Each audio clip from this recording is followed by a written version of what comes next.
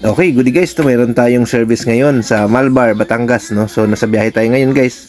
Puntahan natin yung customer home service kami ngayon guys, no?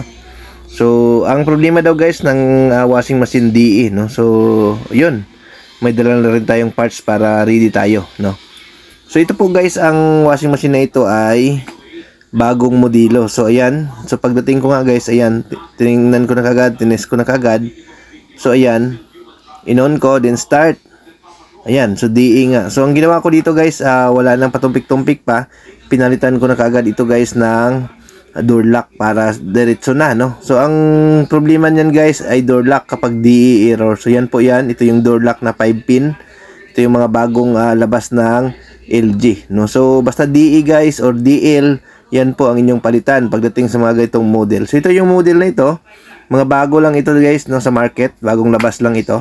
So usually yan, ang error na nilalabas nito ay DL or DE, no? So nandyan na po yung na ano na yan, para siyang front load design, no? Kapag DE nandyan sa kanyang door lock ang problema. So wala siyang lead sensor guys, yung mga ganitong model, no? So yun, kasi may mga na-vlog tayo na ang DE error ay yung mga lead switch, no, or lead sensor. So ito guys, ang problema niya ay door lock, no? DE error, LG top load, door lock ang problema. So yan, no? So pinalitan natin ng original parts guys ng LG. Medyo may kamahalan lang guys yung door lock ng LG, no? So yung mga ganitong door lock pag binili nyo ay medyo mahal, no? Medyo mabigat din sa bulsa guys kapag original LG talaga ang ipapalit natin. So yun. So working na siya guys, no? Yun lang naman ang problema niya.